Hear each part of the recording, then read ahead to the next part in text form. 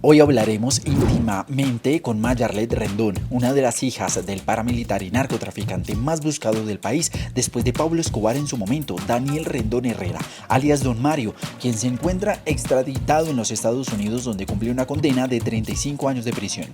Mayarlet lanzó un libro donde habla de todas esas experiencias que tuvo que vivir y la persona que es en la actualidad. Además, espera lanzar muy pronto una serie audiovisual basada en su historia escrita.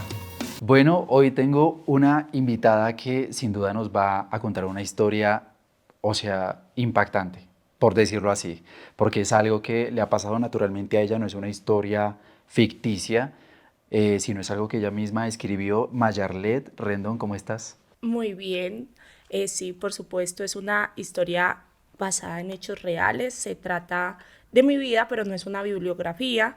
Descendientes, los que conocen ya la historia, saben que es una historia muy explosiva, impactante, con muchísima adrenalina, tiene romance, pero ha cautivado un público que me encanta. A todos ustedes, muchísimas gracias por todos los que han leído mi obra y todos los que me siguen apoyando. Bueno, yo sé que hay muchas personas que todavía no conocen a Mayarlet Rendón. Quiero empezar diciendo que pues es la escritora de un libro llamado Descendientes, donde cuentas tu vida o parte de tu vida siendo la hija de Daniel Rendón Herrera, alias Don Mario. Sí. Quiero empezar por el principio. ¿Quién es Mayarlet Rendón? O sea, ¿cómo te describes? Yo soy una mujer profesional, estudié dirección y producción de cine y televisión, amo muchísimo la vida, los atardeceres, me describo como una mujer muy extrovertida. Esa es Mayarlet Rendón como tal, desde mi ámbito personal y como social. Desde tu punto, ¿cómo fue tu infancia en ese sentido? ¿Familiar, con tus amigos o del barrio? Bueno, primero mi infancia no fue nada, nada mm, o sea, nada usual. Me viví en muchas ciudades y en muchos países a causa de esto, del conflicto armado y de todo lo que conllevaba pues ser su hija. Entonces, primero me di cuenta de quién era mi padre a los 8 años de edad, lo narro en el libro y es porque veo un panfleto gigante de Se Busca y la imagen más grande era la de mi padre, porque en ese momento, como tú lo acabas de decir, Johnny, era el hombre más buscado de Colombia. Me doy cuenta a esa edad, pero yo no me victimizo, o sea, no lo cuento de una manera triste porque yo no le puedo mentir a las personas y yo nunca lo vi de esa forma. O sea, yo siempre lo vi de una manera como, como tranquila y así mis vacaciones fueran en la selva o así tuviera una familia inusual, así no compartiéramos las fechas importantes en las fechas que eran como tal como Navidades o Semana Santa o ese tipo de cosas, a mí me gustaba como estaba mi familia, o sea, no lo veía de una manera como, ay, qué pesar, o ay, le toca ir por allá, o la vida que tenía, o los intentos de secuestro que tanto nos hicieron, o el peligro que había porque los enemigos en esa época se desquitaban con la familia. No, o sea, yo veía los días tranquilos y felices. O sea, yo soy una mujer que siempre ha visto desde chiquita todo el lado positivo. Entonces, si yo estaba en la selva, yo en la selva me hacía las mejores vacaciones de la vida. Y eso lo narro y lo quiero proyectar pues en toda esta saga. En ese momento que me contabas que viste a tu papá o la foto de tu papá en un panfleto en la calle, me imagino, Sí, o sea, ¿qué fue lo que se te vino a la mente en ese momento? O sea, de ver la foto de tu papá. Yo soy una niña de 8 años, pues, inocencia en su mente y ajá. todo, pero ¿qué pensaste de eso? Estaba con mi mamá y claramente me quedé en shock porque siempre me habían dicho que él era un ganadero, entonces que por eso no lo veíamos tan seguido, porque él se encontraba en las fincas, trabajaba en el campo y con el ganado. Cuando veo esto, claramente quedo en shock, pero empiezo a entender todas las señales que ya habían detrás. Es decir, mi madre siempre se comunicaba con él con radios muy grandes, eran ¿cómo se llamaba? Motorola en ese entonces. Manteníamos mucha seguridad, entonces como que se me quitó la cortina que yo tenía, fue así, o sea, yo quedé impactada, pero como te digo, yo creo que desde muy temprana edad he sido muy madura, entonces se me quitó ese velo y desde ahí empiezo a ver las cosas como con más realidad. Aparte, siempre he tenido mi lado cinematográfico, entonces yo creo que la vida siempre la he visto así. Yo no veo, hay algo azul clarito, yo lo veo azul fluorescente. Entonces ya cada aventura que teníamos para poder hacer la travesía de ir a donde mi padre, porque a mi padre lo capturan hasta que yo tengo 14, entonces imagínate todo el tiempo que hubo y todas las historias que hubo en ese tiempo para poder irlo a visitar o cómo era la vida de él siendo nuestro padre, porque él fue un padre presente. Entonces si tú querías salir o algo, tenía uno que pedirle permiso al papá si el papá estuviera en la selva o en un campamento, o no sé cómo más lo podría describir. O sea, cuando tú eras niña, no vivían, o sea, él ya No, estaba, sí, claro. ya se Él ya ocultaba, era don Mario. Cuando yo nací, él ya pues estaba en todo esto.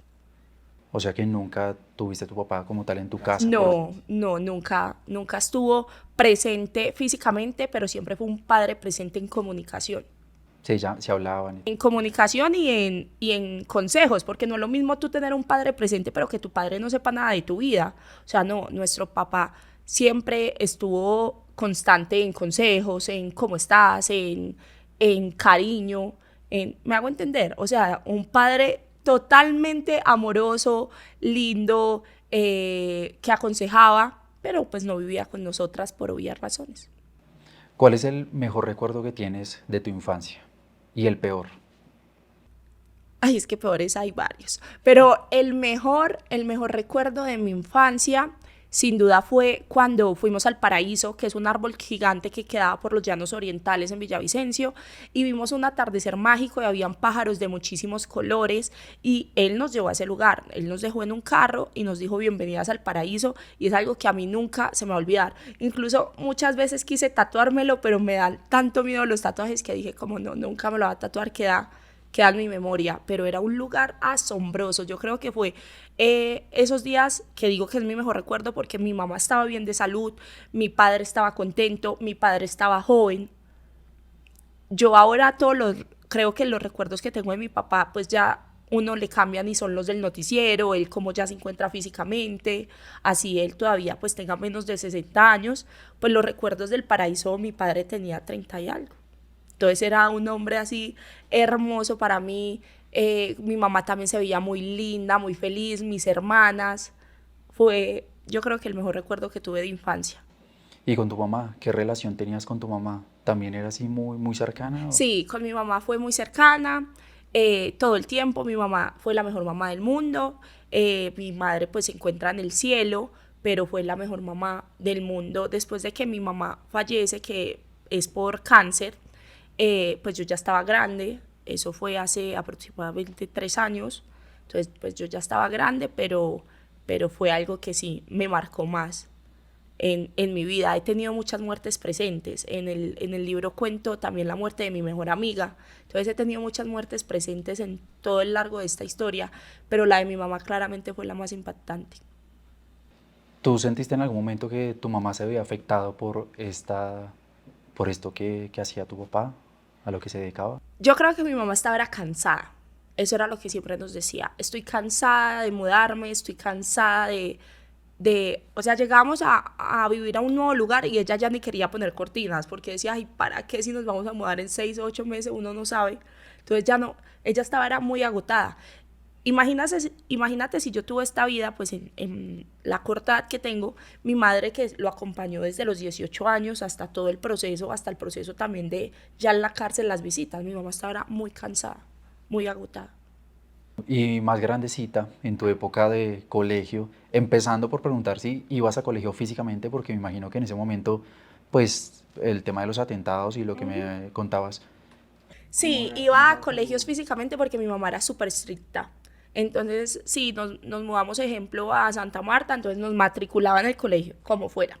Y íbamos a estudiar, estuve en muchísimos colegios, entonces las amistades no eran muy duraderas. Mis amigas y amigos más cercanos son de infancia y son como con los que he compartido desde infancia y seguimos en comunicación vía telefónica y pues ya grandes somos muy amigos, pero de colegio no quedé con amigos por eso, porque me mudaba muy frecuentemente y no duraba en un colegio más de 6 meses. Pasé por demasiados colegios, es tanto que el último año de colegio lo hice en 3 colegios diferentes. ¿Y tu época de universidad? Es que me imagino yo que antes de lanzar Descendientes, pues estaba el tema de mi privacidad, Exactamente. que nadie puede enterarse, nadie puede saber. ¿Cómo manejabas eso? O sea, ¿cómo manejabas de el poder tener en algún momento algún amigo o hasta algún novio y ocultar como esa parte de tu vida? ¿Cómo hacías con manejar eso? Bueno, en el tema de la universidad, o sea, y del colegio, siempre tuve una vida privada, por así decirlo. Nunca me avergoncé de decir quién era mi padre porque nunca lo haría. Pero era algo como que uno no quería compartir por los señalamientos o las personas como tal lo que tienen en su cabeza. Y créeme que al día de hoy hay personas que lo juzgan a uno solo por ser el hijo. Claramente yo no tengo la culpa de los delitos que haya hecho mi padre, yo solamente, como digo, lo narro y narro las historias, es como era él como padre. Entonces, sí trataba como de mantener el secreto y en la época de la universidad fue la parte como difícil para mí porque nunca había vivido como el rechazo. Y en mi universidad yo estudié, como te digo, dirección y producción de cine y televisión, habían muchas personas eh, que eran muy artísticas y que apoyaban como la izquierda y entonces apoyaban la guerrilla, habían otros que apoyaban, por así decir, mucho la política. En la universidad se veía mucho eso, los bandos hacia dónde iba tu ideología. Entonces estaban los de política, estaban los de izquierda y por una persona se enteran que yo pues soy la hija de él y eso fue horrible, o sea, el bullying que me hacían en clase, que yo siempre me sentaba muy adelante. Entonces incluso compañeros me llegaron a decir, ay, escriba con rojo, a usted no le gusta escribir con rojo, rojo de sangre, o sea, me hacían comentarios así. Claramente nunca me hicieron nada físico como de empujarme, pero eran los comentarios así y tuve incluso profesores que no, o sea, que me querían, o sea, suena extraño, pero como que me querían hacer perder el semestre, por así decirlo, que claramente yo los notaba que eran muy de izquierda y de igual manera duré en esa universidad 8 semestres. Duré en esa universidad 8 semestres, así me hubiera pasado eso porque trato de ser muy, muy tranquila y no brindarle atención a esas cosas. O sea, yo no soy quien para juzgar a nadie, ni nadie es nadie para juzgarme a mí. ¿Cómo eran esos momentos en los que te hacían ese tipo de ataques, por decirlo así, de bullying? O sea, ¿cómo reaccionabas tú frente a eso? La verdad me daba mucha tristeza. Yo estaba muy chiquita, o sea, tenía 18, 19 años de edad. Entonces sí me daba mucha tristeza, aparte que no tenía amigos en la universidad. Eso, o sea, decirlo nunca lo había dicho, pero decirlo suena súper triste. Pues sí, no tenía amigos en la universidad, yo iba a estudiar y me iba, y más cuando pasa eso. Lo que pasa es que yo tenía en ese entonces una persona que me llevaba a la universidad, entonces me manejaba y me llevaba, y fue por esto que en uno de esos momentos esa persona dijo como, ay, no, es que yo cuido a la hija de yo no sé quién. Pues en este caso mi padre, yo cuido a la hija de don Mario, entonces, ay, o sea, él se quedaba esperándome en clases y se quedaba fumando, pues el que me manejaba, fumando, comiendo ahí en la universidad, se pone a hablar con unos estudiantes que pues no entiendo por qué, y por eso es que se dan cuenta y por eso empieza. Entonces en la universidad ya quedé como, ay, miren, aparte uno iba pasando por un pasillo hacia las aulas y, ay, ella es la hija de él, cuidado, así. O sea, no, pues cuidado con que yo no contamino. Sí, literalmente. Fue así. ¿Cómo eran las fechas especiales en tu familia? O sea, la época de Navidad, de Año Nuevo, o tus cumpleaños, o los cumpleaños de tus hermanos. Bueno, para el tema de los cumpleaños, siempre nos ha gustado como compartir con mis hermanas, siempre estemos donde estemos. Ahora que estoy grande, siempre nos vamos de viaje. Pero en esa época, por ejemplo, con mi padre cumplí los 15 años en la cárcel. O sea, mis 15 años, literalmente la celebración fue en la cárcel, así, llena de personas que estaban siendo vistas como delincuentes. Entonces fue en la cárcel. Él se encontraba en Cómbita, que era en una cárcel de máxima seguridad. Fue en la cárcel. Mi padre me hizo una torta. Fue súper, súper inusual. Fue tu familia y todo. No, solo fui yo. Ah, solo tú y tu papá. Sí, solo yo fui a visitarlo ese día porque yo cumplí como un miércoles y sacaron un permiso especial para que yo pudiera, las visitas casi siempre son los fines de semana, sacaron un permiso especial para que yo pudiera ir en esa fecha. Y las navidades y todo, cuando mi padre estaba siendo buscado, o sea, uno siempre lo visitaba y uno escuchaba los helicópteros. Cuando estaba más grande, pues veía los anillos de seguridad y la gente armada. Entonces, para estas épocas es que la policía o la inteligencia buscan más a estas personas, porque claramente saben que se reúnen con la familia. A nosotras siempre nos tenían monitoreadas en mi infancia, que hay un capítulo del obsesionado, que era una persona justo de inteligencia con el que pudimos establecer una amistad por esa obsesión que él tuvo, que es uno de los capítulos para mí más emocionantes, porque yo pienso en eso y pienso en él y digo, ¿qué se le pasaba por su mente? Igualmente vivir, o sea, uno estar viviendo la vida de alguien más, porque es estar detrás de una pantalla y ver todo lo que otra persona o otra familia hace. Bueno, entonces para el 24 de diciembre, lo que eran navidades y todo, siempre íbamos días antes, podría ser 15 días antes, y celebrábamos la Navidad, nos dábamos los regalos de Navidad. A mi padre siempre le dijimos Papá Noel, o sea, nosotras lo veíamos así porque en muchas ocasiones se dejaba la barba, entonces lo veíamos como Papá Noel, e incluso en una de las visitas, cuando él ya estaba pues preso en la picota, nosotras fuimos disfrazadas de Mamá Noel, de reno, de todo esto. Claramente no nos dejaron ingresar, porque pues niñas que van a venir disfrazadas a una cárcel. Bueno, eso fue una de las incontables historias que hay. ¿Y cuando él estaba libre? Cuando él estaba libre, lo mismo, nos celebraba todas las fechas especiales, cumpleaños. Él manejaba cassettes, entonces nos grababa, por ejemplo, una canción de feliz cumpleaños, nos daba sus mejores deseos y ese cassette llegaba a donde nosotras estábamos viviendo. En Navidades siempre tratábamos de reunirnos y nos daba los regalos. Él nos daba regalos, pues, como te digo, muñequitas, Barbies, este tipo de regalos. Entonces son cosas que siempre uno pues guarda en su memoria y en su corazón. O sea, la gente pensará, ay, pero ¿qué daría don Mario de regalo? Pues esos muñequitos, literal, esos bebés que tú ves en esas jugueterías que no valen más de 5.000 pesos, eso nos daba mi papá de regalo. O sea, nunca hubo algo excéntrico que tú No. digas, me regaló, pues, o sea, lo que vemos en las series, al menos, ¿no? No, De que él, como mi papá trabaja en esto, que entonces me regaló el carro, que no sé qué.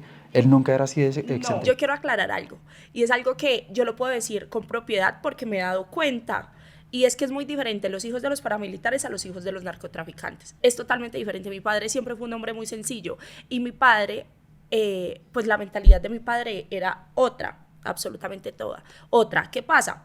Que ya quedamos nosotros los que somos los descendientes y ya pues el gusto cambia y uno elige por qué lado se va. Como yo contaba, hay descendientes que sí siguieron la línea del conflicto, el narcotráfico, como hay otros que simplemente estudiaron y ya son personas pues comunes y corrientes.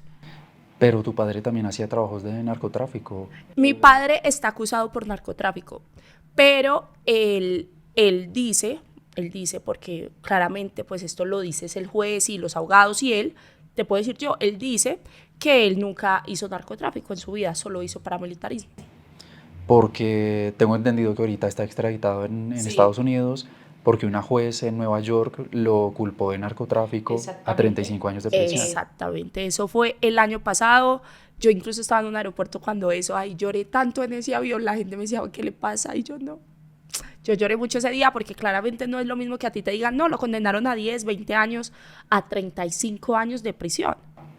Y O en sea, otro país y al en que no otro puedes país. viajar. Exactamente, actualmente no tengo la visa, espero tenerla claramente en algún momento para poder visitarlo porque es un anhelo muy grande de uno volver a ver al papá. Y como te decía, no es un papá que uno diga, no, es que la tuvo y ya, no. Como pasa hoy en día que hay papás que no tienen esa relación con los hijos. No, yo a mi papá lo amo con todas las fuerzas de mi corazón, o sea, lo adoro, porque pues es, aparte de que es mi padre, o sea, es un amigo mío. ¿Ya terminó de cumplir con la justicia colombiana o todavía no? No, todavía él no ha cumplido con la justicia colombiana porque a él se lo llevan antes de que pudiera terminar ese proceso. Entonces no ha terminado de cumplir hasta donde yo sé, pero sé que también hay otros beneficios, o sea, hay beneficios de tiempo cumplido físico y él lleva todo este tiempo físico. Entonces, yo estoy hablando desde mi fe, desde lo que yo pienso y ojalá sucediera, que no fueran 35 años, sino que fueran 20, de que como en otros procesos legales se han visto que listo, les dejan cumplir 20 años de prisión y los pueden volver a traer y tienen otros beneficios, ¿me hago entender? Pero no sé qué pueda pasar, porque claramente es una condena de Estados Unidos y no tengo conocimiento del proceso, cómo funciona allá. Me imagino que tuviste que vivir varios momentos en los que el ejército o la policía colombiana perseguía a tu familia y demás, o enemigos también dentro de ese tema, pues le hacían atentados a tu familia o a tu papá. ¿Te acuerdas de algún atentado así fuerte que tú hayas dicho fue un momento horrible para mí, que tú hayas Sí. vivido y cómo fue? El momento más horrible para mí era cuando estábamos viviendo en Urabá, en apartado, vivíamos en un conjunto de allá, eh, y nos encontrábamos estudiando allá y mi padre tenía en ese momento muchísimos enemigos. Yo estaba más pequeña y fue la primera vez que nos tuvimos que ir del país. Entonces, desde apartado, eso fue un viaje impresionante que tuvimos hasta poder llegar a Venezuela. O sea, pasamos por varios. ¿Y por qué nos fuimos de apartado? Por lo mismo, entraron camionetas con hombres armados al conjunto donde nosotras vivíamos. La intención no la puedo asegurar porque claramente no sé si era matarnos o secuestrarnos o algo. Y esto ya nosotros lo veíamos venir. ¿Por qué? Porque nosotras le habíamos regalado unas fotos de nosotras en tamaño 3x4. En esa época uno imprimía las fotos y las regalaba. Y mi padre tenía como su billetera, por así decirlo, y tenía las fotos de los hijos. Mi padre se tiene que ir del lugar de donde estaba huyendo claramente y él deja esto y él nos dice en un cassette, hay que estar muy prevenidos, hay que tener precaución porque donde yo tenía las fotos de mis hijos, las tienen ellos. Las tienen ellos. Incluso mi padre sacó un video que yo siempre he querido conseguir ese video, donde él entrega, no sé si son 8 o 12 hombres armados que habían mandado a matarlo. Y los hombres, o sea, te estoy hablando de que supremamente entrenados porque para atravesar tantos anillos de seguridad, yo pienso en ese día que no le he preguntado a él, le voy a preguntar de ese día, me dejaste esa tarea, porque quiero saber bien cómo fue, pero pienso en ese día y cómo tuvieron que haber sido, o sea, el entrenamiento, pienso en las películas tipo Misión Imposible y eso, que de verdad es gente muy entrenada y era una gente que le mandaron para asesinarlo y él los amarra a todos en la selva y los entrega a la justicia. Dice, yo no los voy a matar, yo nada, acá se los entrego, estas personas vinieron a matarme y toda mi familia está en peligro. Él claramente sabía todo esto. Esa fue la vez que a mí más me dio miedo porque nos sacan así en, en carros. Donde yo vivía en el conjunto era un aeropuerto de fumigación. Entonces imagínate tú estar saliendo, porque fue en horas de la madrugada, y ver los aviones así pasar con fumigación, pero tú pues lo oías como Dios mío, o sea, este puede ser mi último día. Así fue. Me imagino que hubo muchos momentos en los que querías ir o iban con tu familia a visitarlo a él en las zonas donde pues se escondía del ejército y esto. Me imagino que fue tipo selva, no sé, ¿sí? Totalmente. ¿Cómo fue, cómo era ese trayecto para llegar hasta allá? O sea, hasta donde él estaba, que me imagino que era muy, muy recóndito el lugar. Exactamente, era como tú lo dices, totalmente selva. O sea, él se encontraba hacia esa zona, más hacia el Chocó, y no es lo mismo el Chocó ahorita, que al menos tiene más desarrollo, a lo que era hace 15 años. Entonces, primero, el tema de la alimentación era muy difícil. O sea, al llevar la alimentación para nosotros, durar al menos una semana, estar con él era supremamente difícil. Nos montábamos en autos, en motos, en lanchas. Después la lancha no podía pasar por una zona porque ya el río era muy pequeño, entonces tocaban esas chalupitas que tú te asomas y te pasa el agua, o sea, es la chalupa acá y el océano acá. Y aparte que es un océano muy, muy feroz. Yo he vuelto a estas zonas porque me gusta bucear muchísimo, entonces he vuelto hacia la zona de Capurganá, la Miel con frontera de Panamá, y si ahorita es Brusco, yo digo, ¿cómo sería hace 15 años y yo siendo una niña? Yo tengo los recuerdos, pero pienso más en esas escenas donde de verdad no teníamos ni chalecos salvavidas. O sea, no teníamos nada. Teníamos una coquita de esas como de acción del jabón y con eso sacábamos el agua de la chalupa. Y eran lugares totalmente escondidos, o sea, eran por ahí. Después de eso eran caminatas de 4 horas. Entonces te podrás imaginar en las zonas que claramente hay culebras, hay muchísimos animales de esta clase y los lugares son muy difíciles de acceder. Pero nos íbamos hasta allá. En ese momento de mi vida, como no analizaba la situación, yo simplemente lo veía como una aventura. Como una aventura, ay, voy a visitar a mi padre y me toca hacer todo esto y chévere, y nunca vi las consecuencias. Hasta yo digo, qué irresponsabilidad tan grande, pues con niños. ¿Cómo veías que vivía él? O sea, lo que recuerdas ¿El cómo vivía en ese lugar? Dentro de las organizaciones hay como grupos de todo. Entonces hay el grupo médico, hay el grupo de los constructores, hay el grupo que está especializado es en, por así decir, armamento. O sea, te estoy contando como para que entiendas.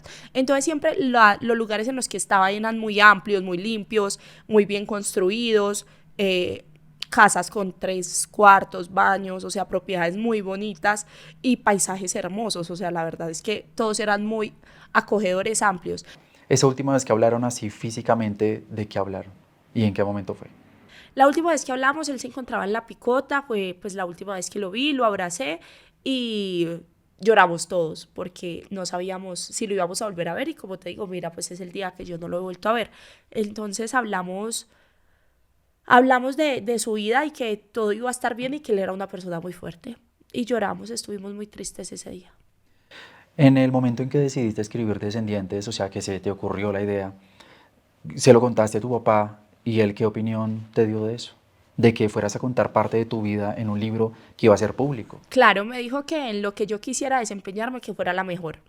Eh, y lo logré con Descendientes. Descendientes, cuando salió, tuvo un público muy grande, quedó de los libros, una cantidad de libros vendidos en la Feria del Libro, hay artículos claramente sobre esto, y era algo totalmente diferente. O sea, siempre me apoyó porque en Descendientes hay una entrevista que le hice a él cuando él se encontraba en el búnker de la fiscalía. Entonces siempre me ha apoyado en cada paso que he dado o decisión que he tomado.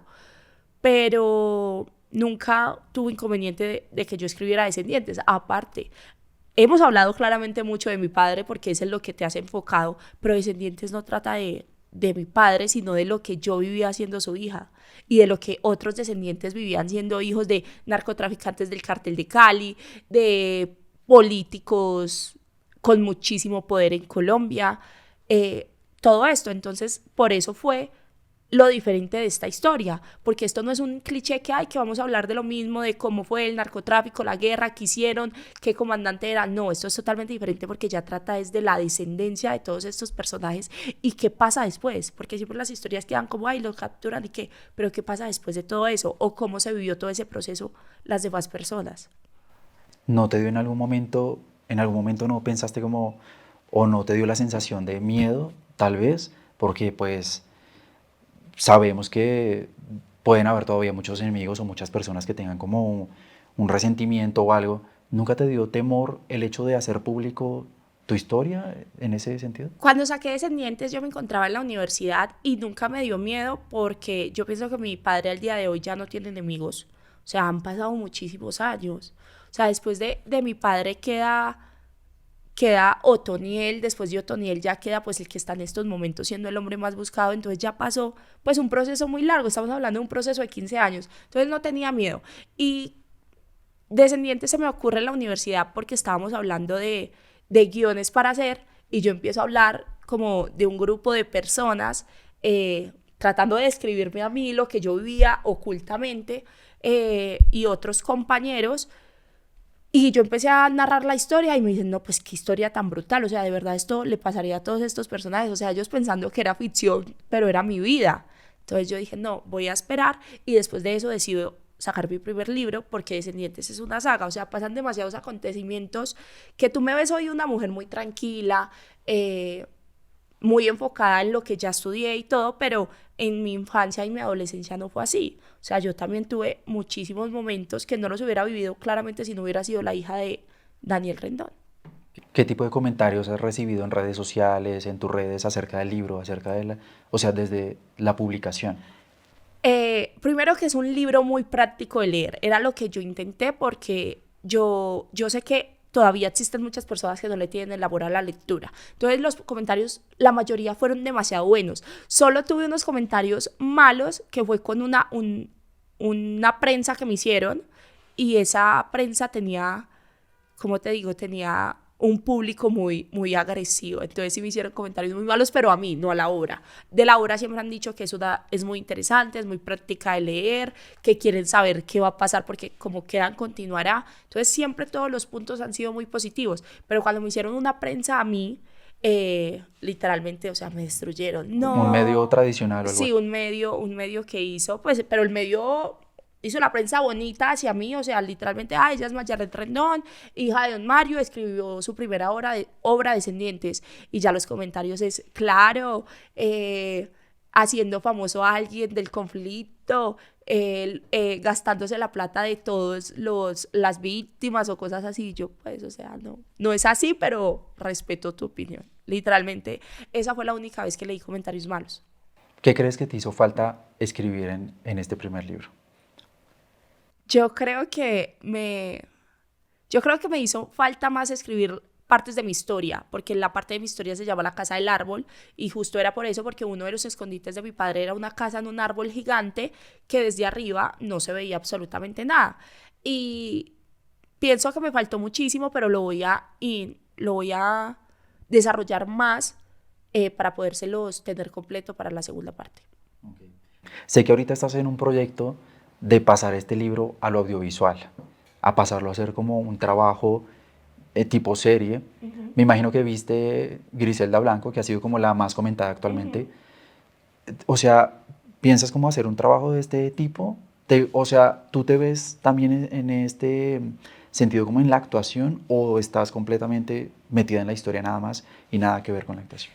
Nada que ver con la actuación, estoy metida totalmente en la historia, estoy trabajando incluso con el equipo de producción, o sea, los estoy apoyando en historia, entonces estamos haciendo muchísimas grabaciones acerca de la historia, porque no es lo mismo leerlas a yo contarlas, porque salen muchísimos más detalles. Entonces sí, Descendientes va a ser una serie, es una realidad que esperemos que sea pues en corto plazo, y yo estoy trabajando es ayudándoles con más contenido de detalles para la historia, pero nunca pensaría ni en la actuación ni en nada de esto. Me gusta es solo la escritura. Ok, ¿hay alguna fecha aproximada? Sí, más o menos para el 2026 a 2027. En este momento, ¿a qué te dedicas? En este momento trabajo en dos empresas. La primera es mía, que es una joyería. Entonces, gracias a Descendientes, acogí un público muy grande, por así decirlo. Entonces, siempre quise como tener un emprendimiento, y me gustan mucho las joyas, es algo que siempre me ha gustado mucho y siento que tiene mucha valorización en el tiempo. Entonces, creé una joyería y trabajo con una empresa que se dedica a exportar madera. Entonces, he hecho varios convenios para poder hacer la exportación de la madera, comprar y vender. También tienes tu propia familia en este momento. O sea, vi también en tus redes que te casaste, Uh-huh. tienes un hijo. ¿A qué te gustaría, o en lo que ya conoces de tu hijo, que ya es grandecito, cuántos años tiene? Mi hijo va a cumplir 6 años. Ya, pues ya tiene como unos gustos por ahí que tú ves como madre, ¿no? Ajá. ¿A qué crees que, o qué te gustaría que se dedicara tu hijo? Mi hijo quiere ser futbolista. Y yo como madre, esto va a sonar súper extraño, pero yo primero quiero decir, ustedes tienen que respetar los pensamientos de cada persona, o sea, las personas que vayan a ver esto, y es que yo como madre quiero que mi hijo sea un aventurero, o sea, que viaje por el mundo, que no esté apegado a las cosas materiales. Entonces, nunca me he imaginado a mi hijo por así decir, estudiando una carrera universitaria o trabajando en un consultorio. ¿Qué pasa? Que esto es lo que yo pienso y quisiera para él, porque a mí me encantaría ver a mi hijo o sea, en Japón, me gustaría verlo en la Torre Eiffel, me gustaría que él me estuviera mandando cosas del mundo y aprendiendo de culturas y trabajando en cada país donde estuviera, pero mi hijo quiere ser futbolista, lo que dice todo el tiempo, y está en estos momentos en academia de fútbol y de tenis. Entonces, yo por mi lado lo he inculcado mucho al deporte, más no tanto al estudio. Está en un colegio bilingüe, o sea, trato de darle las mejores herramientas. Yo como madre, el colegio es muy bueno, pero si tú me preguntas, ay, es que está en ese colegio para que sea súper profesional para estudiar una carrera, no, o sea, no es mi sueño como madre. Mi sueño es que él viva y conozca a todo el mundo, porque es algo que a mí me hubiera gustado y es algo que incluso estoy tratando de hacer. Yo trabajo y ahorro es para eso. O sea, a mí nunca me van a ver, no sé, en una G63 o en una Range Rover, así ahorrara muchísimo tiempo, no, eso nunca me van a ver a mí. O sea, todo lo que ustedes ven detrás de Instagram y eso exactamente es eso, producciones, y Mayarlet Rendón también es un personaje. Es un personaje que tiene que seguir la línea de contenido que ya maneja, pero mi vida es muy tranquila y si pueden apreciar lo que yo más valoro, siempre van a ser los viajes, las aventuras, y es lo que más publico. ¿Cuál es la meta más grande que tienes ahorita? Personal. Va a sonar un poco, yo creo que arrogante, porque en este momento de mi vida yo me siento tan completada que no tengo ninguna meta. Yo tengo una familia muy feliz, no, yo no sueño en el aire. Yo podría decir, no, es que mi meta sería visitar a mi padre, porque es algo que me falta hacer, no tengo la visa, pero yo en ese momento me siento tan tranquila. Yo ya estudié, yo ya he trabajado en lo que estudié, yo ya tengo un hijo muy lindo, tengo un esposo maravilloso, tengo una vida muy tranquila, vivimos en un apartamento, felices, también estoy yo en clases de tenis, trabajo más o menos 4 veces a la semana y tengo 2 personas que trabajan en la joyería conmigo, que son los que trabajan el resto del tiempo. Entonces yo siento que estoy muy tranquila en este momento de mi vida y era lo que siempre había querido. Ok. Bueno, Maya, creo que ya hemos hablado eh, completamente de tu libro. Voy a mostrarlo aquí a la cámara, si me lo permites. Aquí está Descendientes, que es la primera edición que todavía está en venta, ¿cierto? En todas las librerías del país. Entonces, bueno, estaremos esperando el segundo libro. Muchísimas Y gracias. también, pues, la producción de la serie, a verla en alguna plataforma de streaming. Entonces, bueno, Maya, muchas gracias por tu tiempo, por la charla, y pues estaremos ahí pendientes de tus redes sociales para seguir con esta historia, porque me imagino que hay mucho más por contar. Claro que sí, muchísimas gracias a ti por tu tiempo y por todas estas preguntas que me hicieron pensar bastante y reflexionar el día de hoy.